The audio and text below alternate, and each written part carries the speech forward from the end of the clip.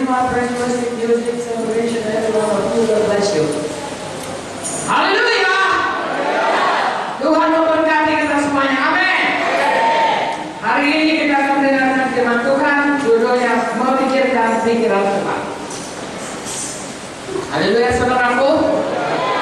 Jadi kita punya pikiran, biarlah pikiran kita sesudah kita lahir baru, kita memikirkan pikiran Tuhan.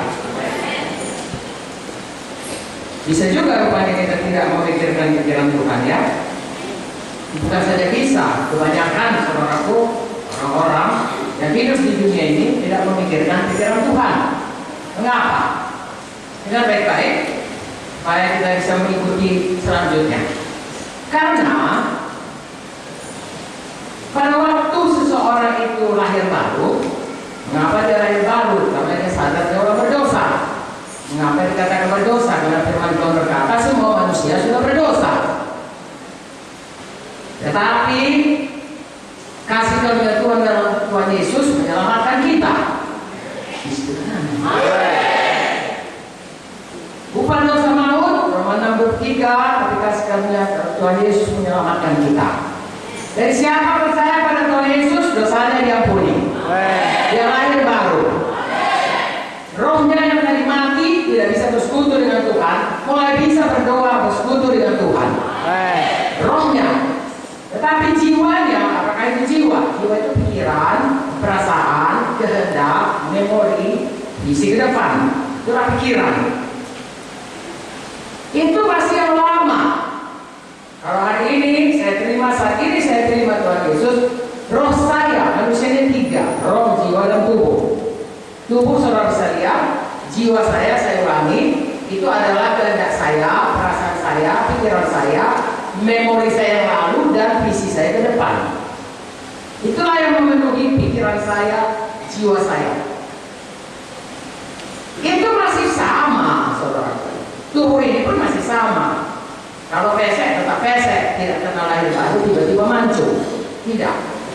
Pikiran itu sama.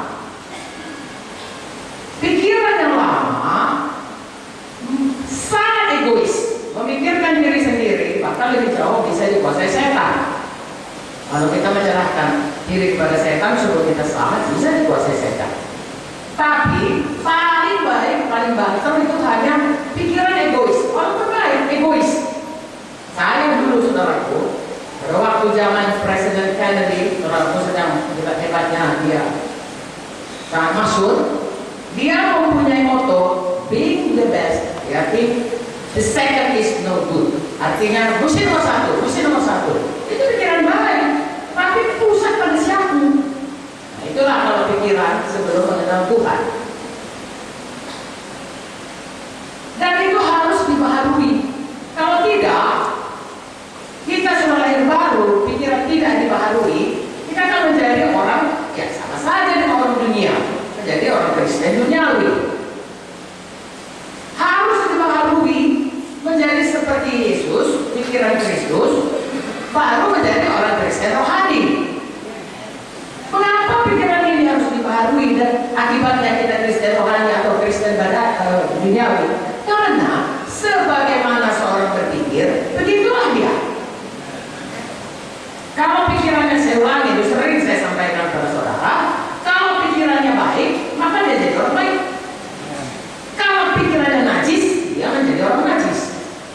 Pikiran itu menguasai keseluruhan pergerakan tubuh kita, kehidupan kita, kemana kita menuju. Kalau pikirannya tertekan, dia bisa sampai bunuh diri. Kalau pikirannya marah, dendam, dia bisa sampai membunuh orang. Jadi pikiran ini, maka jagalah hati kita, pikiran kita, saudaraku, karena dari sana terpancar kehidupan. Makanya hari ini firman Tuhan berkata, pikirkan pikiran Tuhan, miliki pikiran Kristus.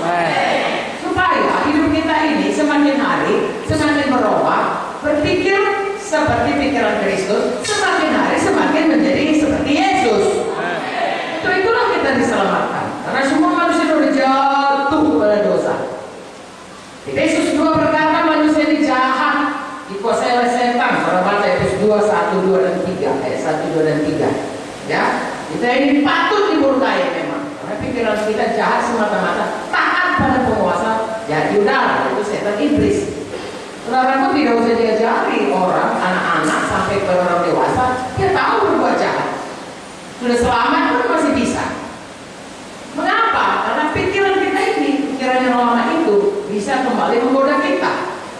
Dari itu, semua kita, orang-orang yang sudah lahir baru, kita harus memiliki pikiran Kristus. Hari lepas hari, semakin dibaharui pikiran kita itu. Bagaimana kita membaharuinya? Pikiran kita ini supaya menjadi pikiran seperti pikiran Kristus. Saya ulangi. Bagaimanakah kita membaharui pikiran kita yang lama, yang dalam dosa, yang dikuasai setan, ya, kepada satu pikiran menjadi pikiran Kristus. Yohanes 1:1 berkata, pada mulanya adalah Firman. Firman itu Sama-sama dengan Allah. bersama-sama dengan Allah. dan firman itu adalah Allah sendiri. jadi kalau kita katakan firman itu adalah Allah, pikiran kita seperti pikiran Kristus, karena ayat 14 berkata firman itu menjadi manusia. Siapa itu? Tuhan Yesus kan? Amen. Halo. Amen. Tuhan Yesus. Ya, firman. Jadi kalau pikiran kita pikiran Kristus, maka pikiran kita tuh harus dibarui sesuai firman. Amen. Sampai di sini saudara mengerti? Amen. Kalau dikatakan kita memiliki pikiran Kristus, berarti kita harus memiliki pikiran seperti firman. Amen. Karena firman itu adalah Tuhan Yesus Kristus. Apa yang dikatakan firman ini adalah apa yang dikatakan Tuhan Yesus. Amen. Apa kehendak Tuhan disebut dalam firman Tuhan. Amen. Jadi kalau memiliki pikiran Kristus, saya dan saudara, pikiran itu harus pikiran firman. Amen. Saya harap kita mengerti di sini supaya kita bisa maju lebih jauh. Jadi pikiran Kristus itu, ya saudaraku, kalau dulu Tuhan datang sendiri kepada Abraham, datang sendiri kepada Musa, ya, datang kepada Joshua, datang kepada Simpson, dituliskan dalam Alkitab. Sekarang ini, saudaraku, Tuhan Yesus sudah datang dan menunjukkan kepada kita bagaimanakah Bapa di sorga. Kemudian Tuhan Yesus memberikan kita firman. Perjanjian lama memang sudah ada, tapi kemudian perjanjian baru. Haleluya. Haleluya. Dalam perjanjian baru ada beberapa perkataan langsung dari mulut Tuhan. Ada beberapa, bukan beberapa, ada firman Tuhan. Alkitab ini perjanjian baru tidak langsung dari mulut Tuhan. Misalnya surat yang dikirim oleh Paulus, oleh Petrus, oleh Yudas, tetapi itu menyatakan pikiran Tuhan, kehendak Tuhan. Amen. Makanya saya dan saudara, begitu kita selamat, kita harus baharui pikiran kita. Amen. Roma 12 ayat 2 berkata demikian, dan ada ayat-ayat yang lain. Jadi hari ini kita belajar fokus hidup kita supaya sesudah kita lahir baru, kita harus membaharui pikiran ini. Amen. Tidak boleh seperti manusia lama. Jadi kita baca ayatnya, harus dibaharui dengan firman Tuhan. Amen. Sehingga saya dan saudara memiliki pikiran Kristus, makin hari makin banyak seperti Kristus, makin hari makin berubah. Amen. Lalu hidup kita berubah sesuai dengan pikiran kita yang berubah. Amen. Kalau pikiran kita dipenuhi dengan pikiran-pikiran mengenai janji Tuhan Yesus, maka janji Tuhan itu genap dalam hidup kita. Amen. Kalau pikiran kita penuh dengan kemenangan dari Tuhan Yesus, maka pikiran kita penuh dengan kemenangan. Amen. Kalau pikiran kita penuh hikmat dari Tuhan Yesus, pikiran kita pun menjadi orang yang berhikmat. Amen. Haleluya. Haleluya. Yakobus 1:17 berkata, kalau dari Tuhan tidak ada yang tidak baik. Amen. Jadi kalau kita menaruh pikiran Kristus, baiklah hidup kita. Amen.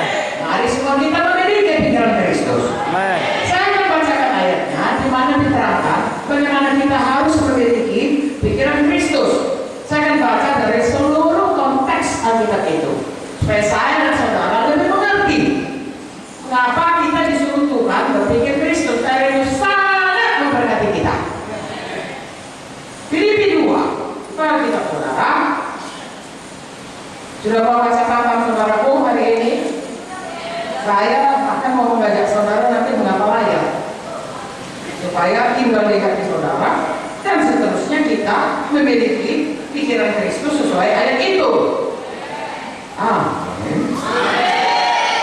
Filipi 2 mulai dari ayat 1 sampai ayat 11. Satu konteks ya. Kepalanya di sini nasihat supaya bersatu dan merendahkan diri seperti Kristus. Saya ulangi, kepalanya isi daripada paragraf ini adalah nasihat supaya bersatu dan merendahkan diri seperti Kristus. Ya, ini udah jelas pikiran Tuhan. Tuhan mau supaya kita bersatu. Amin. Apakah tubuh saya ini bersatu atau berpisah-pisah? Satu. Kaki saya ke sana, kepala saya ke sana, saudara lari kalau begitu. Lalu kalau gereja Tuhan tidak bersatu, orang ngeri melihatnya. Halo. Makanya perlu bersatu. Itulah pikiran Kristus. Amin. Yohanes 17, 21, 22, 23 jelas dikatakan, iya ayat, supaya mereka menjadi satu. Itulah pikiran Tuhan. Itulah kehendak Tuhan. Amin. Kalau kita menaruh pikiran Kristus, kita akan hidup dalam ayat ini, hidup dalam cara berpikir Tuhan ini, supaya bersatu. Amin. Kita akan menjadi kanan kita bersatu. Kuat kita bersatu. Tak ada yang memisahkan kita. Amin. Tuhan kita. Mau sekalipun tidak. Sekalipun tidak. Amin. Amin. Dan di sini pikiran Kristus itu merendahkan diri. Jadi kalau kita sombong, saudaraku, segala dosa esensinya, intinya adalah kesombongan. Karena inti dari sumber dari segala dosa adalah Lucifer. Dan Lucifer itu dosanya sombong. Tidak mau bergantung kepada Tuhan. Dia mau naik mengatasi Tuhan. Kita kalau tidak mau bergantung kepada Tuhan, kadang jatuh kepada kesombongan. Sombong mau kita cantik, sombong mau kita banyak, sombong pendidikan kita tinggi, sombong pelayanan kita hebat, sombong asalnya Lucifer. Tuhan Yesus rendah hati. Belajar kepada aku mau lembut dan rendah hati. Kata Tuhan Yesus, itu pikiran Tuhan. Dan kita baca ini semuanya supaya kita tahu apa pikiran Tuhan. Mari hidup di dalamnya. Sama-sama kita baca. Karena malas bacanya saudaraku. Firman Tuhan ini adalah roh dan kehidupan. Supaya kita semuanya betul-betul diterangi oleh roh Tuhan dan firman Tuhan ini dan memiliki kehidupan Kristus menyala-nyala dalam hati kita. Jadi karena dalam Kristus ada nasihat, ada penghiburan kasih, ada persekutuan roh, ada kasih mesra dan belas kasihan. Nah, inilah pikiran Tuhan. Saya dan saudara harus hidup di dalamnya, harus berpikir seperti ini. Ada nasihat. Kenapa kita mau dinasihati dan mau menasihati? Karena itu memberkati orang. Dinasihati itu kita berubah. Mungkin gak enak, tapi itu untuk mengubahkan kita, untuk memberkati kita. Menasihati juga gak enak, tapi itu untuk memberkati. Yesus datang adalah untuk memberkati. Sukacita kita menasihati orang supaya hidupnya semakin menjadi seperti Yesus. Ada penghiburan kasih, ada persekutuan roh, ada kasih mesra, ada belas kasihan. Tidak usah saya terangkan, saudara tahu ini dan saudara bisa mempraktekannya. Amin. Kalau tidak penghiburan kasih, buku Ayub berkata, penghibur sialan. Jangan jadi penghibur sialan, jadilah penghibur yang memancarkan kasih Tuhan. Nanti kalau saya ceritakan ini nggak siap kita mau bahas 1 jam. Oke, saudara baca, saudara renungkan. Deal?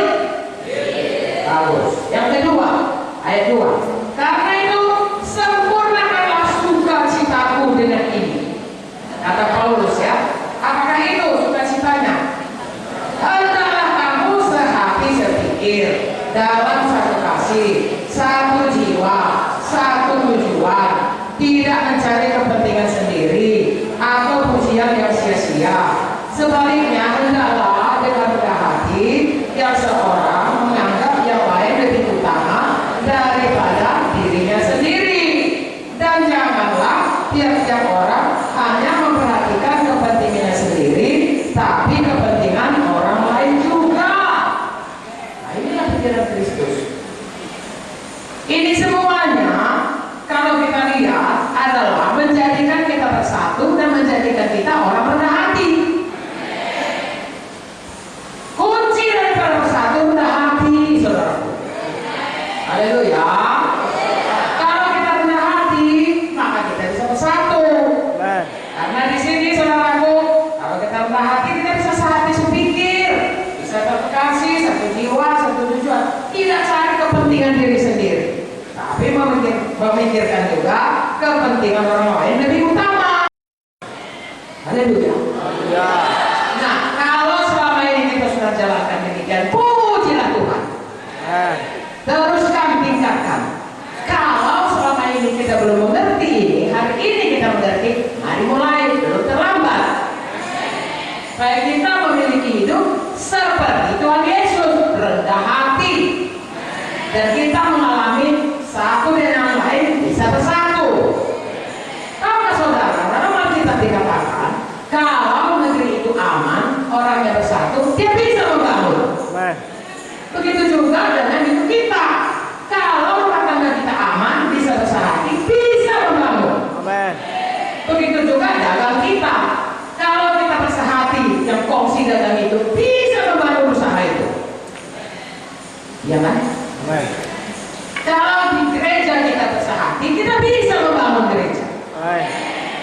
Semuanya itu pikiran Kristus. Nah, ayat 5 ini nanti kesimpulannya. Lalu ayat berikutnya bagaimana Yesus memberi teladan kepada kita. Ayat 5 sama-sama. Hendaklah kamu dalam hidupmu bersama menaruh pikiran dan perasaan yang terdapat juga dalam Kristus Yesus. Haleluya, saudaraku. Pikiran Tuhan Yesus, perasaan, saudaraku. Tuhan itu kasih, itulah perasaannya. Jangan saya dan saudara menaruh pikiran Kristus selalu rendah hati dan selalu mengasihi. Amin. Dari mana kita bisa melihat itu pikiran Kristus? Puji Tuhan, ayat ini menerangkan bagaimana Tuhan Yesus hidup di dunia ini. Dari sorga, bagaimana dia turun, dan bagaimana dia hidup, dan bagaimana dia kemudian naik ke sorga, bagaimana dia mendapat upah karena ketaatannya. Biarlah itu juga jadi kepada kita. Kita baca ini. Tuhan Yesus yang walaupun dalam rupa Allah, dia salah satu dari Tritunggal, tidak menganggap kesetaraannya dengan Allah itu sebagai milik yang harus dipertahankan. Dia rela, saudaraku, melepaskan sebagai ilahi untuk menjadi manusia. Rela dia turun ke dunia ini. Ayat 7, melainkan telah mengosongkan dirinya sendiri, mengambil rupa seorang hamba, menjadi sama dengan manusia, menjelma menjadi bayi di Bethlehem yang akan kita peringati dalam KKR Natal ini. Lalu kemudian dia tumbuh besar, umur 30 dibaptis, lalu 3 tahun lebih dia melayani dan berkata, Filipus, mengapa kau bertanya, tunjukkanlah Bapa. Kalau kau lihat aku, dan kau lihat Bapa. Kalau mau tahu kasih Tuhan, lihat kasih Yesus. Kalau mau tahu kuasa Tuhan, lihat kuasa Yesus. Kalau mau tahu hikmat Tuhan, bagaimana dia menjawab orang yang mau menjebak dia, itulah hikmat daripada Bapa. Karena apa yang kukatakan adalah apa yang kudapat dari Bapa. Apa yang kukerjakan, apa yang disuruh Bapa. Hidupnya sangat patuh kepada Bapa.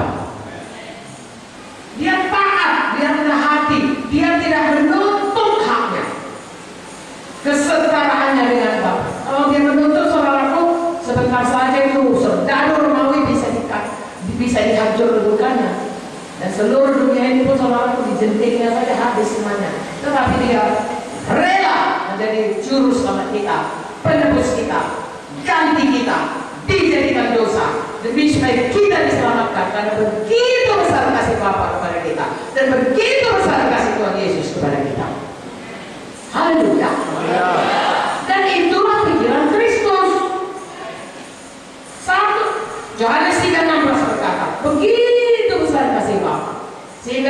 memberikannya anaknya tunggal supaya barang siapa yang percaya kepadanya tidak binasa tapi Oh, ini kekal. beroleh hidup dan kekal. Itu ayat kapalan Natal, saudaraku, itu ide Natal.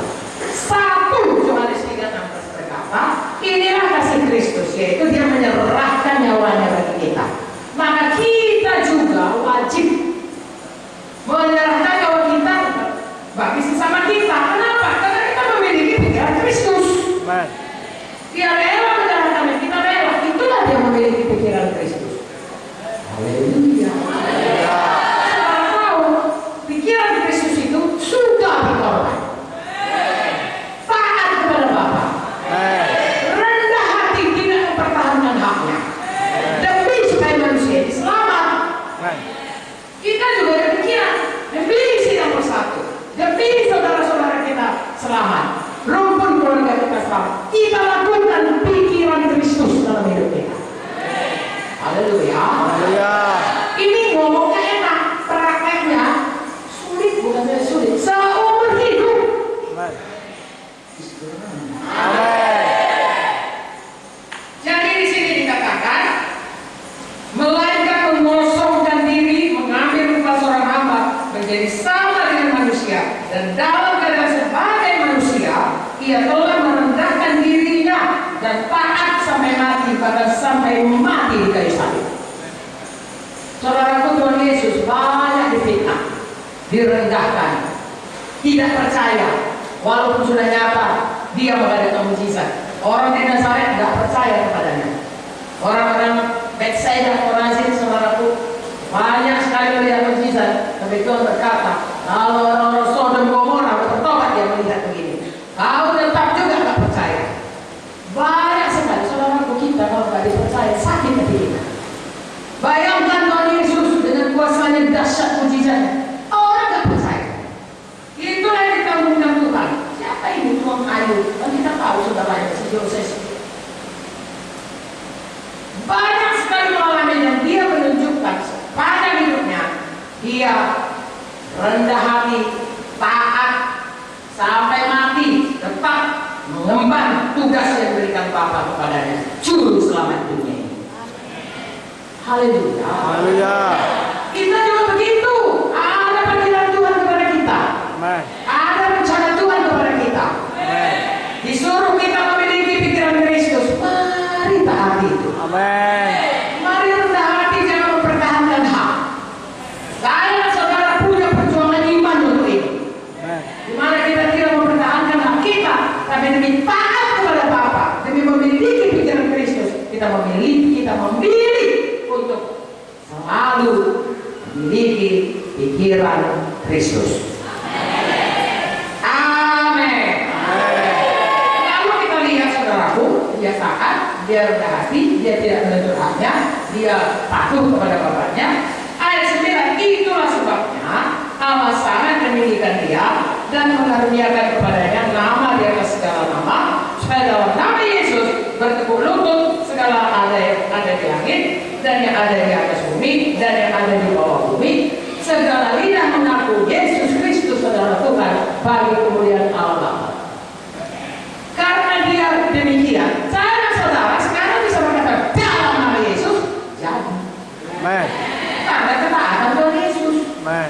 Biarlah kita taat memiliki pikiran Kristus supaya hidup kita bisa memberkati orang lain. Amen.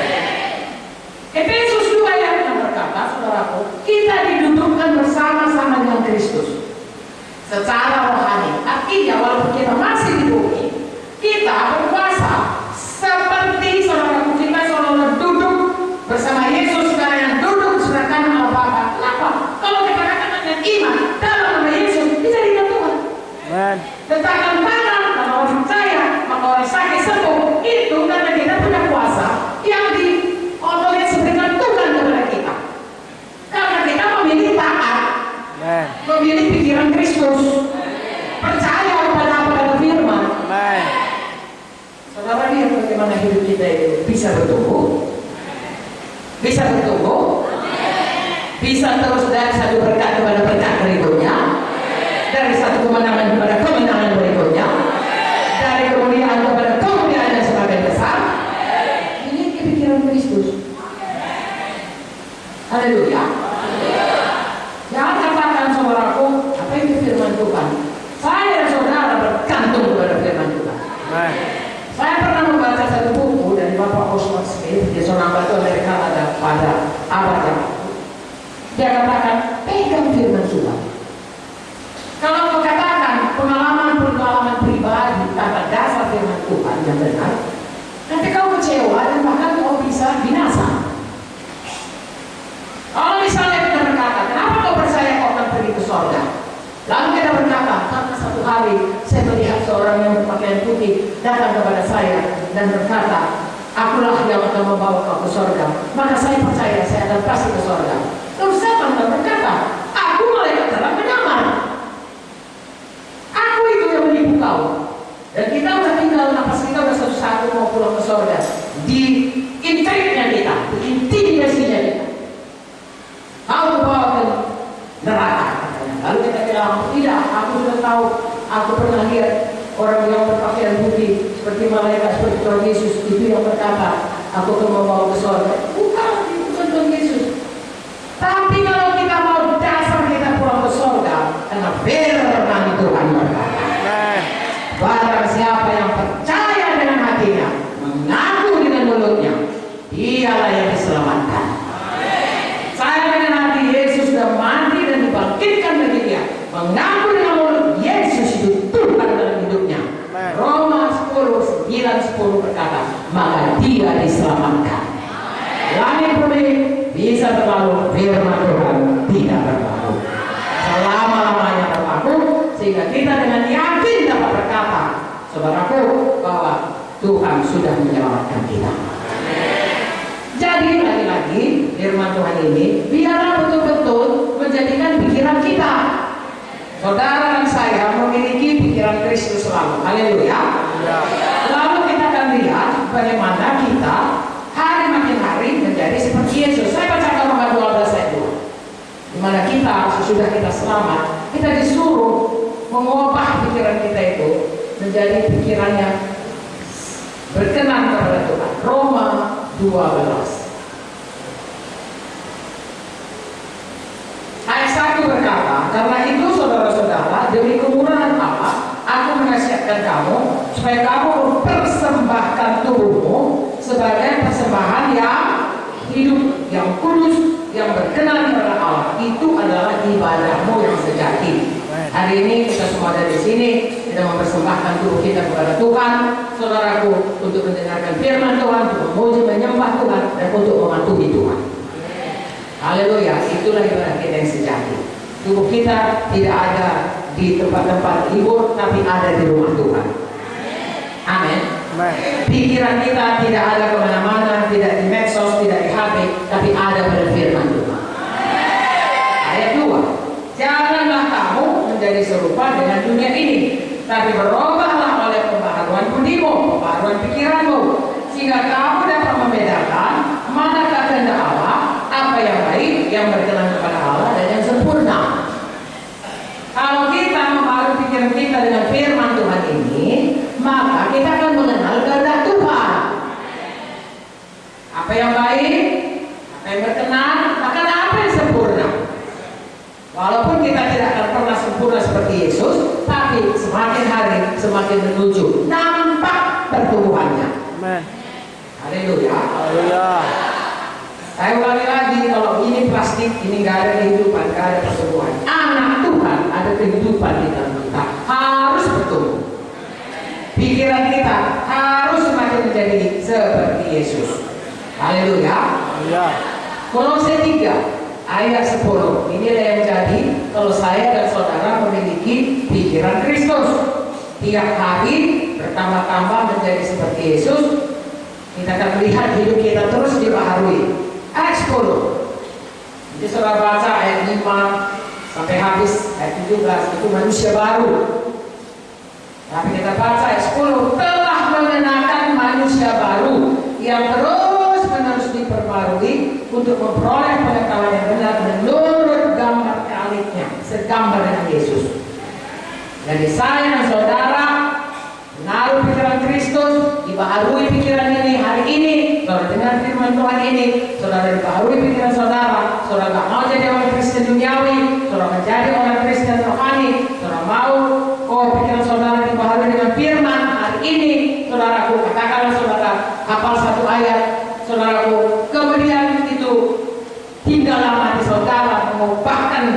saudara, saya tidak mau lagi jadi orang duniawi, saya jadi orang rohani, saya mau menjadi seperti Yesus.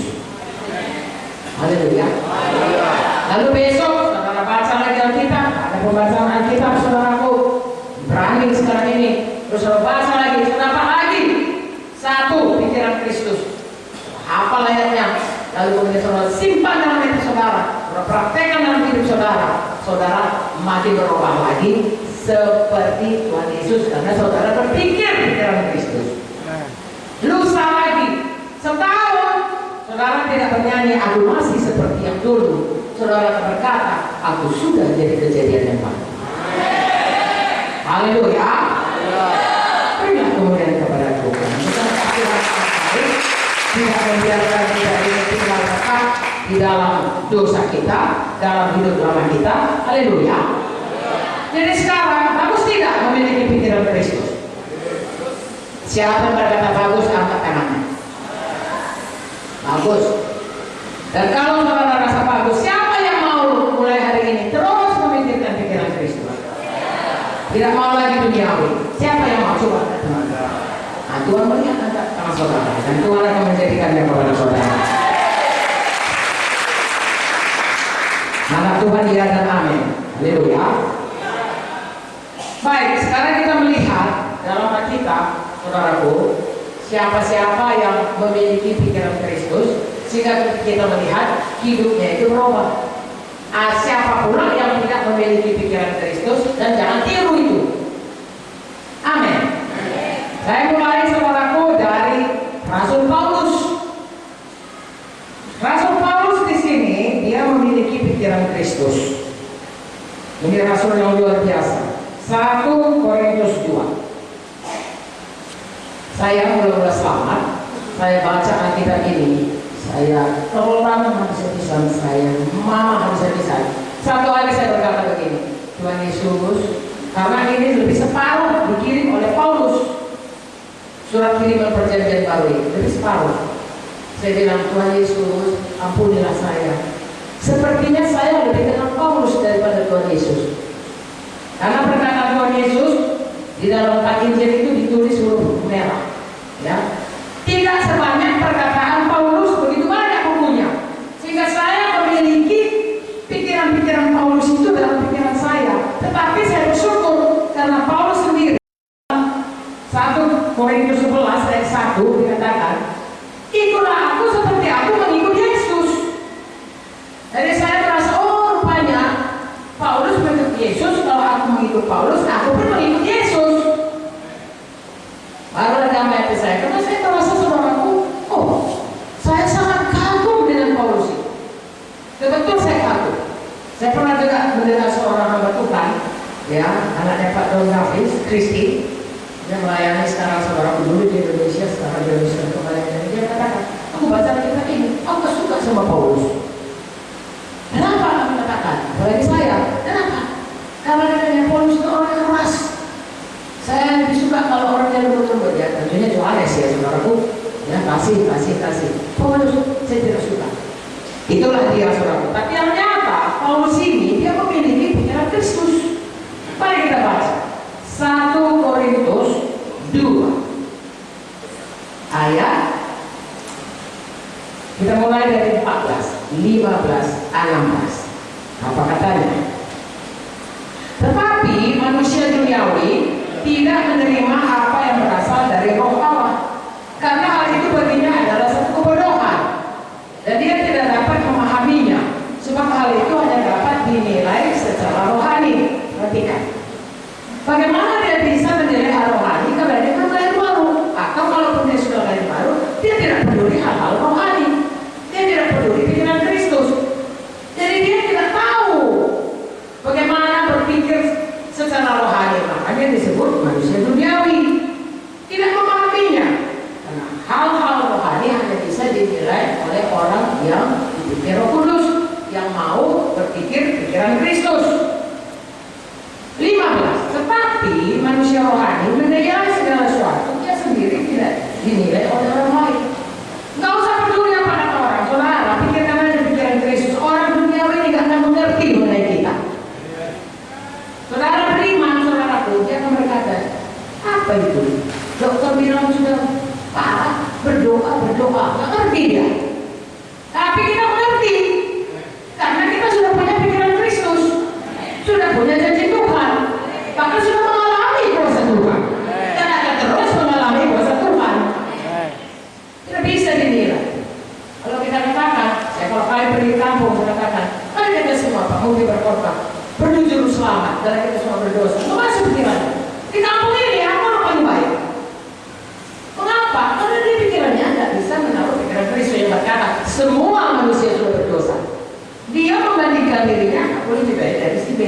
dari bapak si Butet, dari mama si Ucok.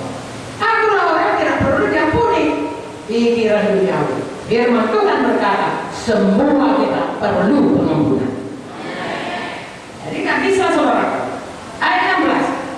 Sebab siapakah yang mengetahui pikiran Tuhan sehingga ia dapat menasihati dia? Tetapi kami memiliki pikiran Kristus. Hanya orang yang memiliki pikiran Kristus mengerti kehendak Tuhan. Paulus ini dia mengerti kehendak Tuhan. Kalau saudara baca saudaraku, ya, semua surat kirimannya, saudara akan tahu dia itu seperti Yesus. Hidupnya sudah berkorban.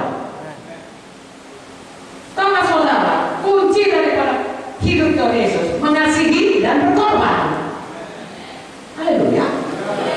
Ya, dia penuh kuasa. Mengapa? Karena dia mengasihi. Tergeraklah hatinya oleh belas kasihan. Terjadi mujizat.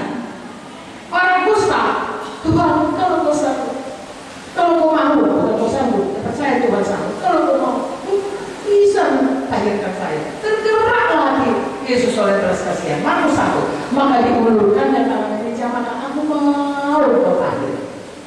Kuncinya mengasihi. Amen. Lalu dia suatu hari melihat di orang. Sudah 3 hari mengikut dia. Sudah lesu. Tergeraklah hati Tuhan Yesus oleh belas kasihan. Lalu orang itu dapat mujizat, 5 roti 2 ikan, semua makan. Kuncinya apa? Kuasa Tuhan jadi, mujizat Tuhan jadi, mengasihi. Sampai dia mati. Mengapa dia berkata, Tuhan, Bapa, ampunilah mereka. Mereka tidak tahu apa yang diperbuatnya. Dia tetap tinggal di kayu salib untuk menebus kita. Karena mengasihi. Haleluya. Dia berkorban karena mengasihi. Tidak ada yang lain mengasihi. Maka saya dan saudara punya pikiran Kristus, hidup mengasihi. Amen. Berkorban itu biasa kepada kita. Karena itu hati atau pikiran Kristus. Haleluya. Haleluya. Pikiran lama orang yang berkorban untuk kita. Kita menerima saja. Give me. Ya. Tetapi dalam Tuhan Yesus berubah. Terhidup bagi orang lain. Tadi kan sudah kita baca Filipi 2. Memikirkan kepentingan orang lain. Itulah pikiran Kristus. Bisakah saudara menangkap ini? Jadi ayat dari Paulus ini ada orang duniawi, ada orang rohani. Orang duniawi nggak ngerti perkara rohani, nggak ngerti pikiran Kristus. Orang rohani dia menaruh pikiran Kristus, dia berpikir seperti Kristus berpikir. Singkatnya, resumenya, Kristus itu adalah anak Allah datang ke dunia karena kasihnya dan mengorbankan diri. Itulah misi Tuhan datang ke dunia. Dia tidak mendirikan gereja, dia tidak mendirikan rumah sakit, dia tidak mendirikan sekolah Alkitab. Dia datang untuk menebus kita, membebaskan kita dari dosa dan bentuk dosa. Mengapa? Karena kalau tidak lakukannya semua kita akan neraka. Tuhan begitu mengasihi kita sehingga dia menyediakan penebusan. Siapa yang percaya tidak perlu dihukum, tapi beroleh hidup yang kekal bersama dia selama-lamanya. Satu orang ada tepuk tangan. Padahal Tuhan Yesus menebus kita semua, bukan hanya menebus satu orang itu. Haleluya.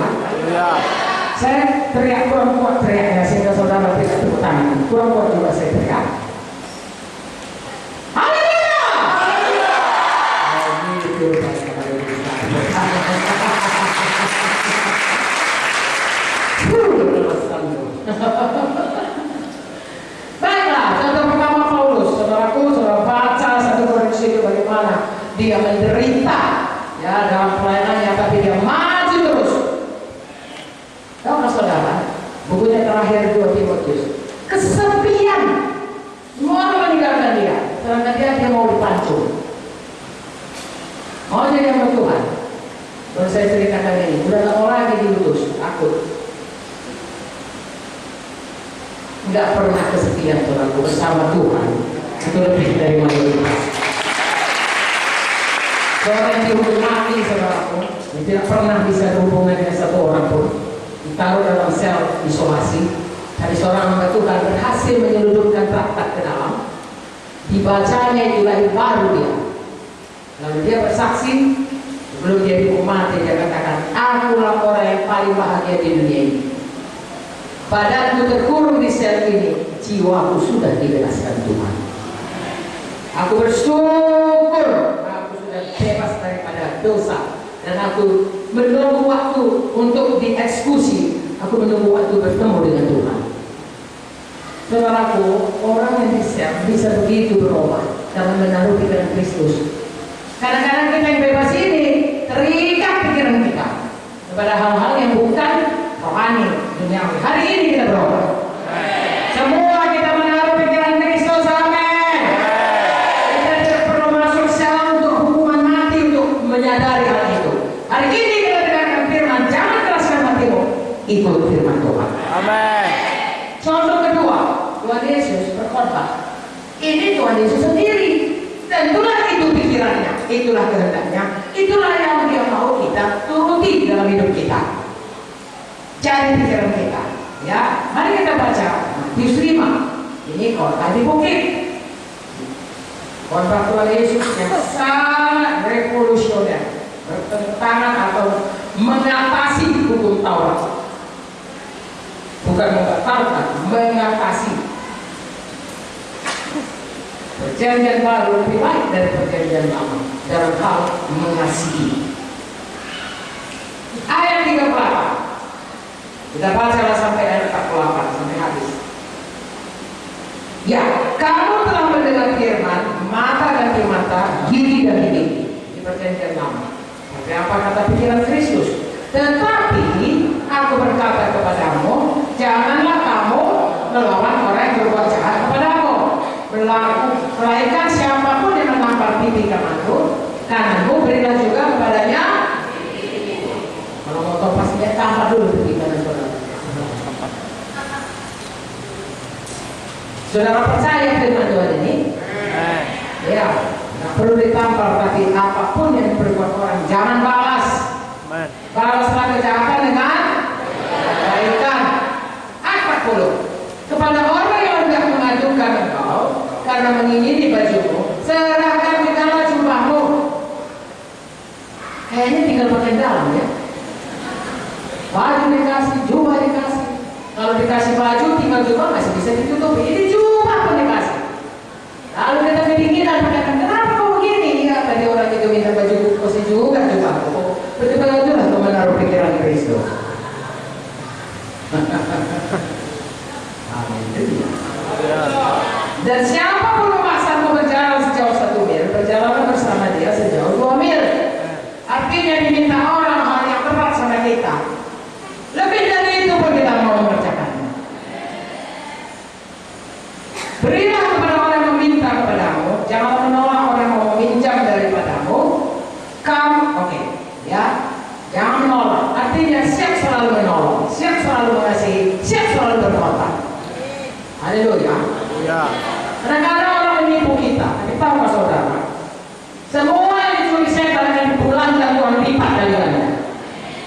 Ya, saya melihat itu saudaraku. Ada orang, katakanlah saudaraku, mengambil satu gereja yang betul-betul dibangun dan seluruh bahan rumah kami yang disediakan oleh ibu kami. Sebelum dia meninggal, disediakan satu bahan untuk mendirikan rumah. Semua kayunya, semuanya asbesnya, semua tegelnya, semua disediakan.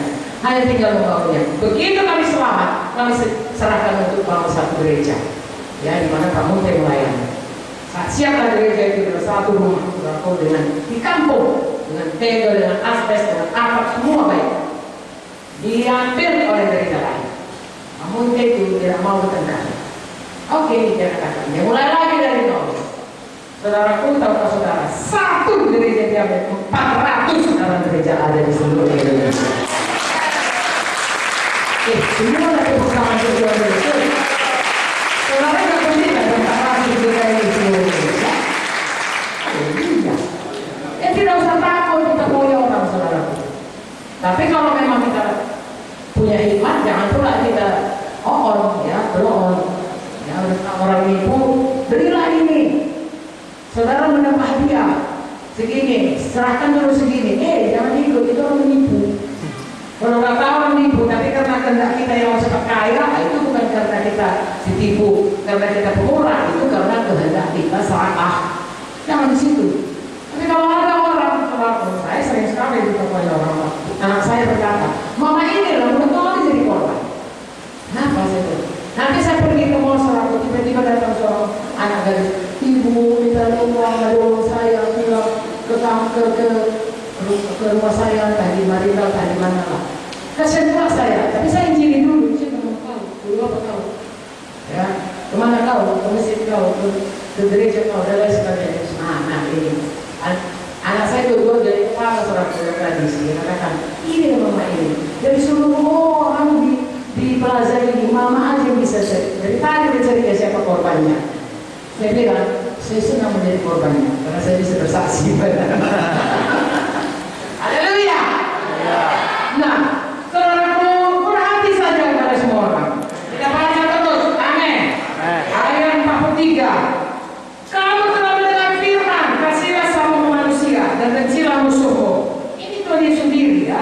Tetapi aku berkata kepadamu, kasihilah musuhmu. Berdoalah bagi mereka yang menganiaya kamu. Kalau buku Lukas lebih lagi saudaraku. Makanya saya suka buku Lukas. Kami sama-sama dokter. Karena di situ dikatakan, berkati orang yang mengutuk kamu, berbuat baik kepada orang yang jahat sama kamu. Oh, haleluya. Ayat 45, karena dengan demikianlah kamu menjadi anak-anak Bapamu yang di sorga, menerbitkan matahari bagi orang jahat dan orang baik, dan menurunkan hujan bagi orang benar dan orang tidak benar. Apabila kamu mengasihi orang yang mengasihi kamu, apakah upamu bukan kamu mau sudah yang berbuat demikian? Apabila kamu hanya memberi salam pada saudara-saudaramu saja, apakah lebihnya daripada perbuatan orang lain? Bukankah orang tidak mengenal Allah pun berbuat demikian? Karena itu haruslah kamu sempurna, sama seperti Bapamu yang di sorga adalah sempurna. Haleluya. Anda ini ada berapa ratus orang keluar dari sini, usahakan senyum kepada orang yang tidak saudara kenal. Nanti dia akan heran. Kadang-kadang dia tanya, ibu siapa ya? Saya lupa. Iya, memang. Lalu saudara bisa berkenan, saudara bisa menginjil. Halo. Kalau dia selamat puji Tuhan, kalau tidak, firman Tuhan tidak pernah kembali kosong. Sia-sia hasil kebaikan kita. Haleluya. Pakai seluruh hidup kita berpikir pikiran Kristus, murah hati kepada semua. Haleluya. Apabila kamu hanya memberi salam kepada saudaramu saja, apakah lebihnya dari perbuatan orang lain? Bukan orang tidak mengenal Allah pun berbuat demikian? Kita tidak pun kita kenal, kita memberi salam kepadanya. Amin. Kita menurunkan sejahtera damai Tuhan kepadanya. Amin. Karena itu haruslah kamu sempurna seperti Bapamu yang di sorga adalah sempurna. Ini adalah pikiran Kristus. Mari kita kerjakan, mari kita pikirkan, dan mari kita lakukan, praktekkan, pelaku firman. Amin.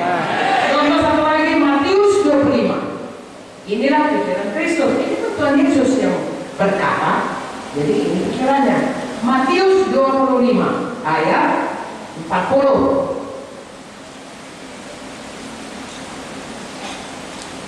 Raja itu menjawab mereka, karena orang itu berkata, kamu lapar, aku lapar, kau beri makan, aku haus, kau beri minum, ya, aku asing, orang asing, kau beri tumpangan, aku telanjang, kau beri pakaian, aku sakit, kau rawat aku, dalam penjara, kau mengunjungi aku. Apa itu Tuhan? Ayat 40, raja itu kan berkata, aku berkata kepadamu, sesungguhnya segala sesuatu yang kamu lakukan untuk salah seorang dari saudaraku yang paling hina ini, kamu telah melakukannya untuk aku. Kalau saudara melayani orang untuk berbuat yang baik kepada orang lain, itu perbuatanmu kepada aku, kata Tuhan Yesus.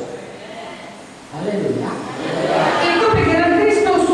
Jangan pikirkan, kasih nanti nggak bisa dibalasnya.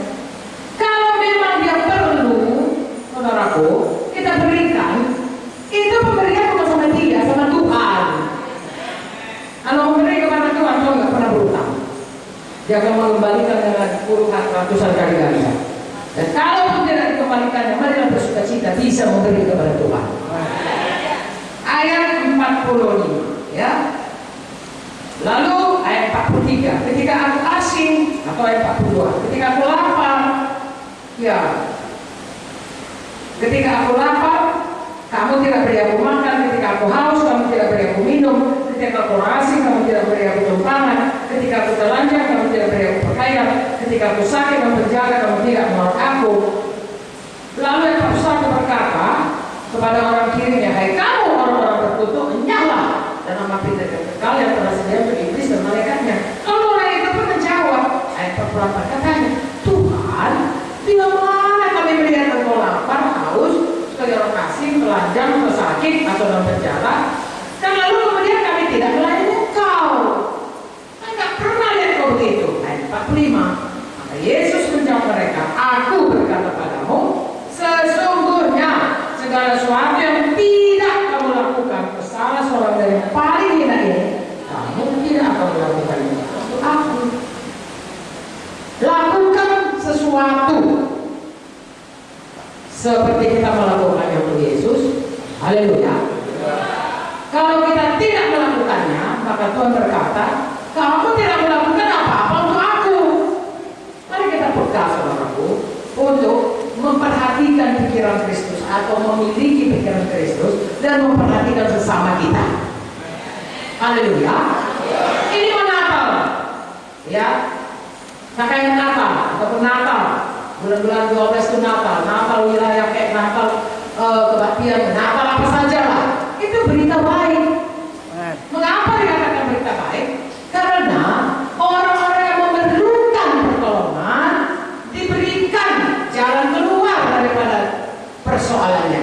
Persoalan apa? Yang terutama adalah dosa. Haleluya. Haleluya.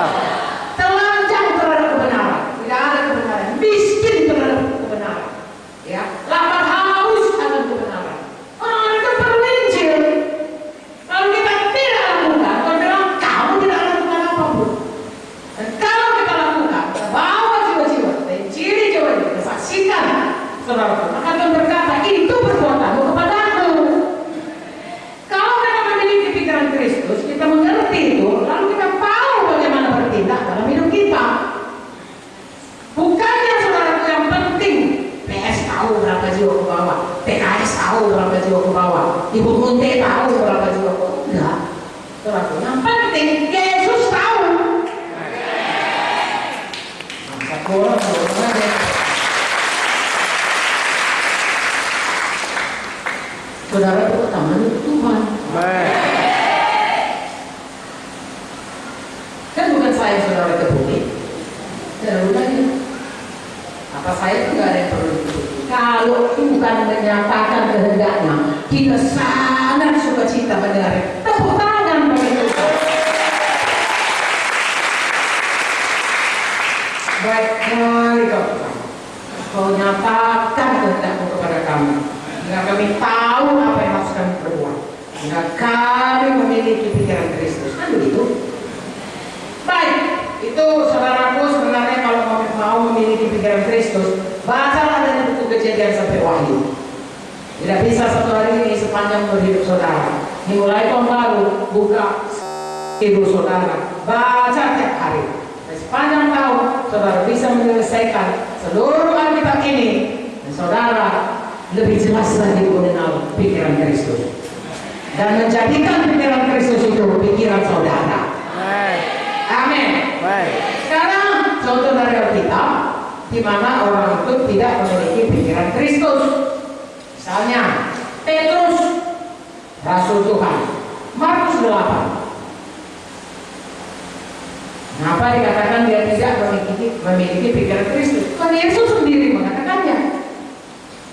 Markus 8 ayat 31. Kita baca. Kemudian mulailah Yesus mengajarkan kepada mereka bahwa anak manusia harus menanggung banyak penderitaan, ditolak oleh tua-tua, imam kepala ahli-ahli Taurat, lalu dibunuh dan bangkit sesudah 3 hari. Hal itu dikatakannya dengan terus terang. Tetapi Petrus menarik Yesus ke samping dan menegur dia. Maka berpalinglah Yesus dan sambil memandang murid-muridnya, ia memarahi Petrus. Katanya, "Enyalah iblis, sebab engkau bukan memikirkan apa yang dipikirkan Allah, melainkan apa yang dipikirkan manusia." Jadi jelas saudaraku, Petrus tidak memiliki pikiran Kristus. Apa yang dipikirkan Tuhan, sebaliknya dipikirkan oleh Petrus. Saudara perhatikan ya, Tuhan berkata, saya ulangi membacanya. Yesus ya berkata, mengajarkan pada mereka bahwa anak manusia yaitu Tuhan Yesus harus menanggung banyak penderitaan, ditolak oleh tua-tua, imam-imam, kepala ahli Taurat, dibunuh, tapi bangkit pada hari ketiga. Yang diberitakan Tuhan Yesus adalah korban dirinya. Haleluya. Lalu Petrus berkata, ayat 33, menarik ke samping menegur dia, "Janganlah Tuhan, engkau sampai dianiaya, menderita dan dibunuh." Apa yang dikatakan Petrus anti korban. Petrus mau jangan ada penderitaan, jangan ada korban, jangan dibunuh, aman-aman aja. Saudaraku, tanpa korban tidak ada penebusan. Tanpa korban tidak ada tuayan. Tanpa korban tidak ada kasih yang dipraktekkan. Makanya hidup kita, saya percaya saudaraku, hidup yang Tuhan Yesus firman Tuhan berkata, "Aku datang untuk supaya kalian domba-dombaku beroleh hidup dan mempunyai segala kelimpahan." Saya percaya. Tapi untuk itu Yesus harus berkorban. Saya percaya saudaraku, apa ditabur akan dituai. Untuk itu ada yang harus ditabur, dikorbankan. Seluruh hidup kita, intinya korban itu biasa. Petrus berkata, jangan ada korban. Saudaraku, kalau Tuhan berkata, demikianlah, saya baca 1 Yohanes 3 ya. Ini pikiran Kristus.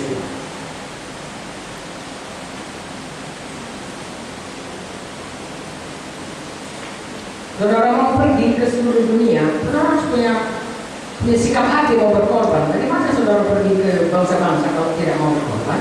Tidak bisa. 1 Yohanes 3:16, demikianlah kita ketahui kasih Kristus, yaitu bahwa ia telah menyerahkan nyawanya untuk kita.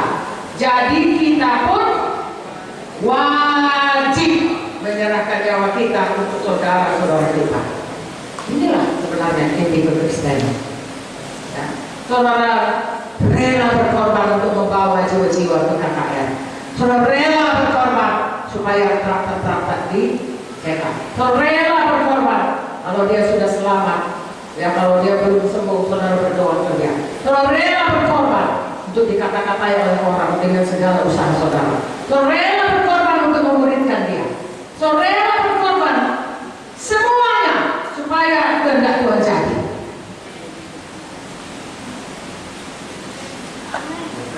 Udah diam tadi saya. Nah, Petrus tidak, dan Tuhan berkata, "Enyahlah iblis." Nah, kau tidak memikirkan apa yang dipikirkan Tuhan. Saya baca kembali Markus 8 ya. Sini dikatakan ayat 33, berpalinglah Yesus sambil memandang murid-muridnya. Dia memarahi Petrus, katanya, "Enyahlah iblis, sebab engkau bukan memikirkan apa yang dipikirkan Allah, pikiran Kristus, melainkan apa yang dipikirkan manusia." Bertentangan, pikiran manusiawi, pikiran Kristus bertentangan. Hari ini saya dan saudara, mari pikirkan pikiran Kristus. Saya setuju sekali bahwasanya Tuhan Yesus datang untuk membawa kita pada keberkatan, kemenangan. Haleluya. Kuat, sehat, mantap. Memang. Tetapi untuk itu dia mati untuk itu. Saudara sembuh karena bilurnya, dia mati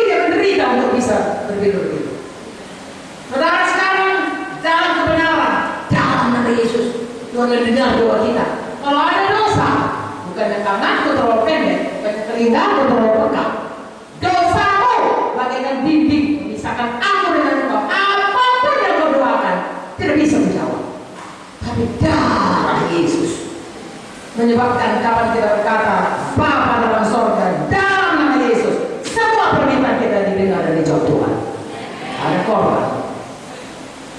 Pikiran Kristus berkorban jadi pikiran saudara. Gampang, ringan, rela semua berkorban.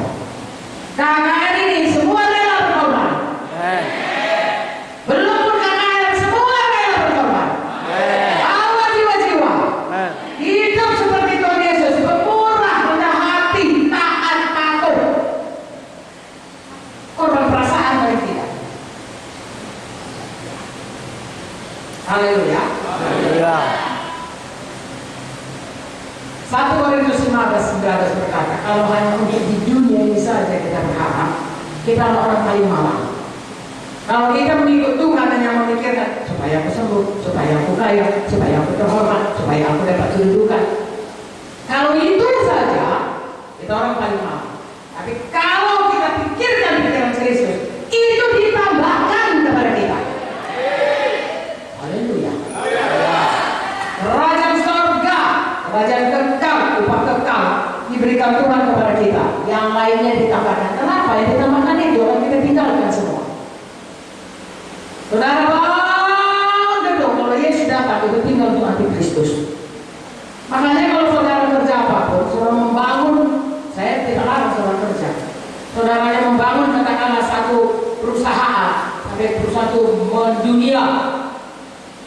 Saudara membangun termati dipakai antikristus. Kalau saya dan saudara sementara bekerja, ya tidak memikirkan pikiran Kristus. Tetapi kalau kita memikirkan pikiran Kristus, maka kita lihat pekerjaan kita adalah tempat kita di mana bisa seperti Kristus memberkati dunia. Kita bisa menjadi saksi Tuhan. Kita bisa memberkati atau mengerjakan apa yang dikehendaki Tuhan bagi kita. Ada panggilan Tuhan. Dimanapun kita diberkatkan Tuhan, pikiran kita pikiran Kristus, lalu kita bisa menyampaikan rencana Tuhan itu.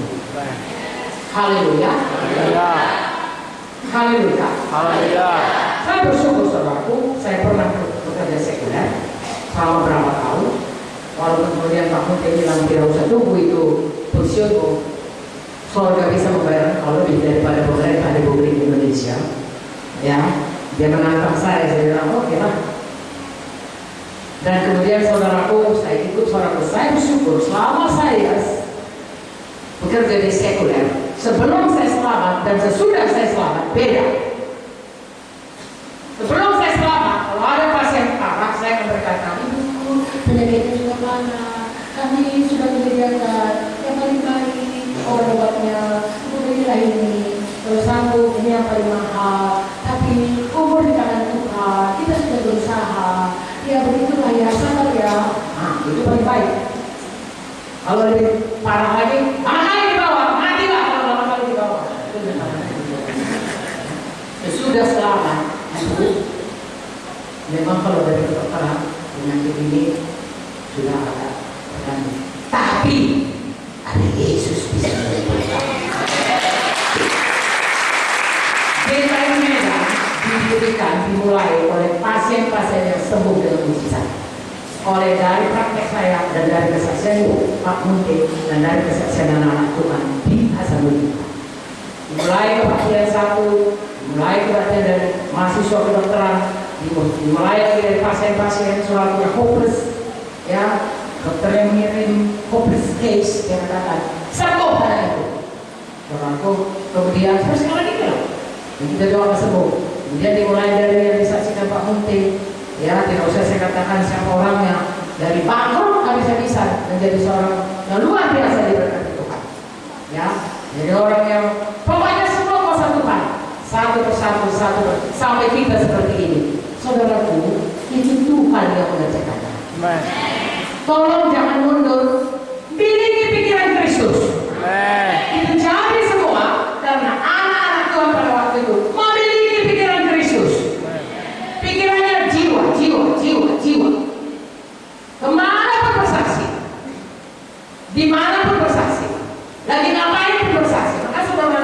kita. Orang kawin, altar call. Orang mati, altar call. Ulang tahun, altar call. Masuk rumah, altar call. Kenapa? Tidak mau semua keluarga kita selamat. Mengapa? Hati Yesus, pikiran Yesus. Yesus mati bukan untuk sekedar supaya ditonton, tidak. Dia mati supaya saya, saudara, seluruh dunia ini bisa diselamatkan. Kita tidak mati, kita hanya memberitakan Injil. Berkorban hanya untuk memberitakan Injil. Adakah kita memang mengasihi Tuhan? Mari kita beritakan.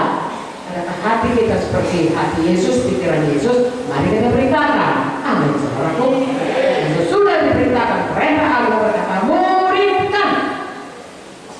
PKS, muridkan semua jiwa baru saudara. Bukan peraturan DKI, pikiran Kristus. Haleluya. Saya melayani ini. Saya umur saya 76.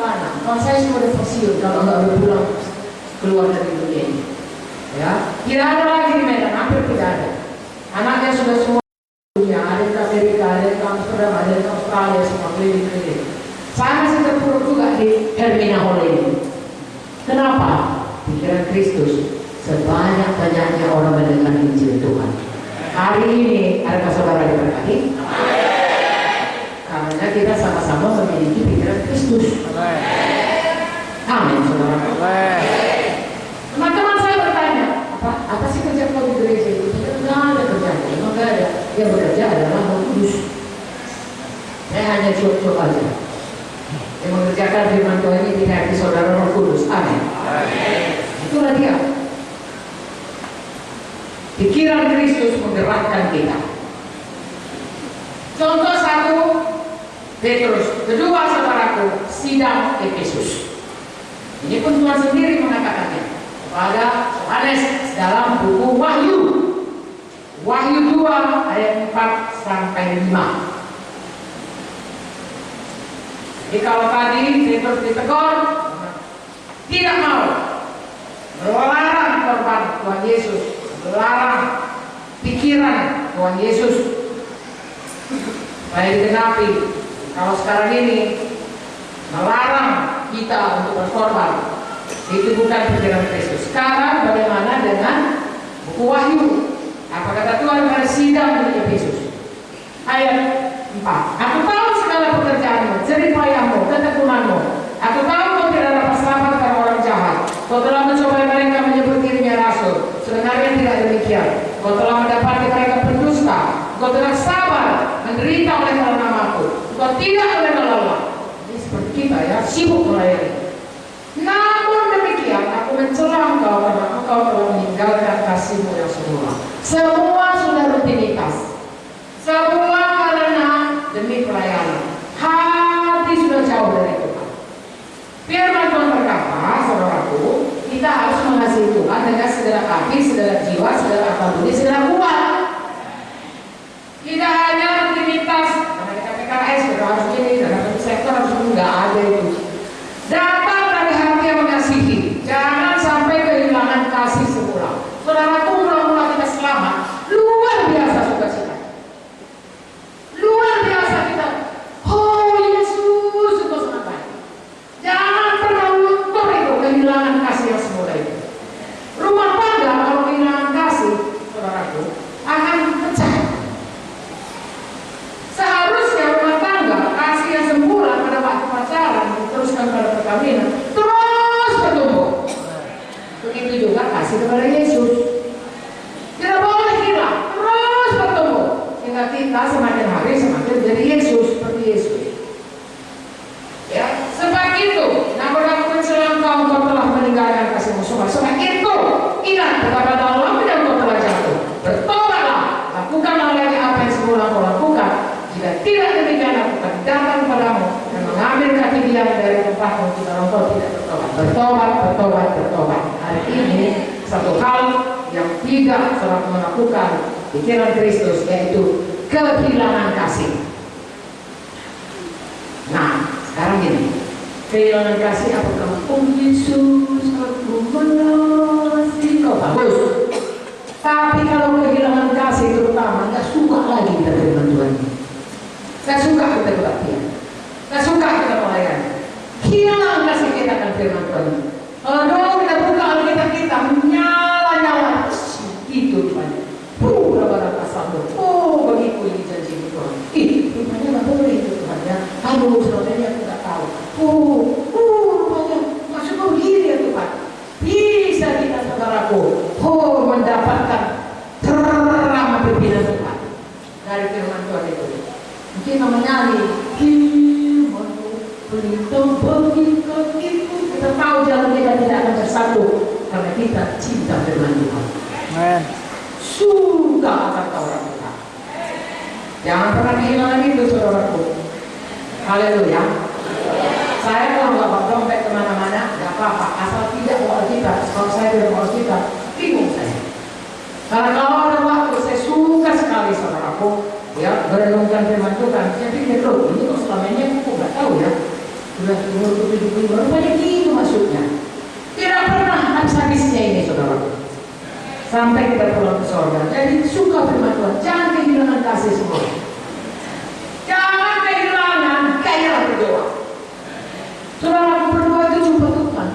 Kalau saudara nggak suka, saudara kalau suka seseorang, saudara akan rindu lagi. Tapi kalau saudara sudah nggak ada, sudah tahu dari saudara, jangankan rindu. Kalau bisa mau sejumpa. Dihindari lagi. Dia datang dari simpang sana kita masuk simpang sini. Nampak mobilnya dari sana kita mundur. Tapi kalau kita suka, aduh, jauh kita teriak. Kita suka jumpa dengan dia. Jumpa dengan Tuhan hanya dalam doa. Mari kita suka berdoa. Suka firman Tuhan. Suka menjadi pelaku Tuhan. Nah itu kalau kita suka seseorang, apapun dibilangnya, mau kita kerjakannya. Sudah pun pernah kita mengangkat semua barang itu, berat dong. Enggak deh, enggak berat. Tapi suka menjadi seniman. Sudah pun mau putus sama kita usahakan juga mengangkat lemari. Coba kalau kita nggak suka, atau lemari A atau lemari orang lain kita. Tapi kalau kita suka saudaraku, mana kita mau sini? Udah mau mati bersama kita. Iya, bisa. Kenapa? Karena kita suka. Itu juga firman Tuhan ini. Kalau kita suka akan Tuhan, saudaraku, apapun tantangannya, apapun korbannya, kita akan lakukan seperti pikiran Kristus. Amen. Haleluya. Apakah saudara diberkati? Jadi baharui pikiran saudara selalu dengan pikiran Kristus. Amin. Kalau saudara sudah diberkati, katakan kuat-kuat. Amin. Saya bacakan yang terakhir saudaraku. Tadi kita sudah baca Kolose 3:10, di mana kita akan menjadi sama dengan Kristus.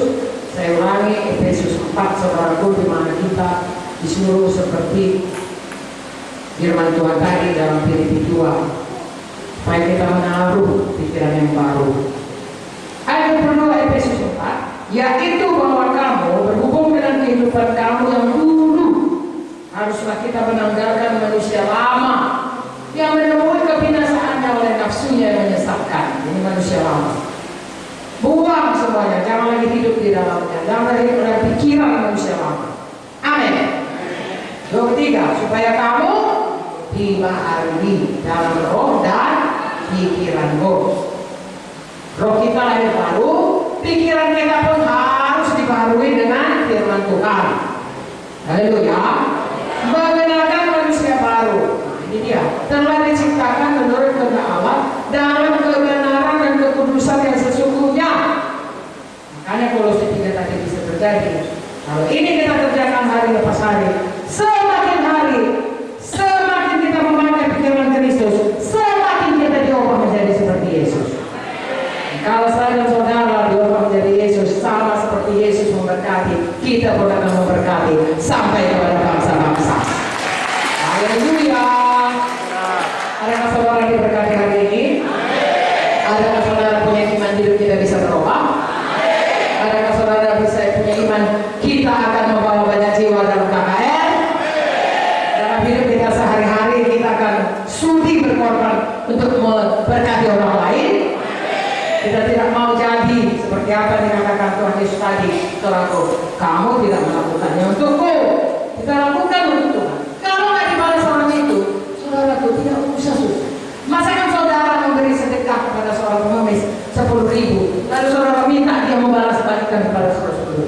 Tidak. Kau berikan kepadanya, ya saudara memberi kepada Tuhan, Tuhan yang membalaskan kepada kita. Haleluya. Haleluya. Prinsip hidup seperti Yesus, mau berkorban, mengasihi, rendah hati, taat, memikirkan orang lain. Ya, banyak lagi tadi kita sudah baca, saudaraku. Mari kita praktekkan dalam hidup kita. Mulai dari pikiran kita dulu. Sebab sebagaimana kita berpikir, begitulah hidup kita. Haleluya. Ya. Haleluya. Haleluya. Saya mau kita apa ayat ini? Saya lupa tadi mengatakan. Ya, Filipi 2 ini tadi. Sama-sama kita bikin. Saya dan saudara. Setelah itu kita berdoa. Filipi 2 ayat 5. Hendaklah kamu dalam hidupmu bersama menaruh pikiran dan perasaan yang terdapat juga dalam semua. Baca kuat-kuat. Hendaklah kamu dalam hidupmu bersama menaruh pikiran dan perasaan yang terdapat juga dalam Kristus Yesus. 1, 2, 3. Hendaklah kamu dalam hidupmu bersama menaruh pikiran dan perasaan yang terdapat juga dalam Kristus Yesus. Dengan kata lain, hendaklah kita menaruh pikiran Kristus, memiliki pikiran Kristus. Amin. Amin. Ini panjang. Kalau yang tidak panjang, 1 Korintus 2.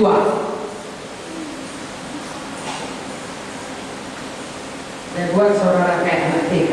Jadi bagus seperti anak-anak. Jangan suka kalau kita seperti anak-anak. 1 Korintus 2 ayat 16b. Tetapi kami memiliki pikiran Kristus. 1, 2, 3. Semua 1, 2, 3. Sekali lagi. Bisa diingat sampai kita pulang ke surga. Sekali lagi. Sekali lagi. Lagi. Coba 5 kali.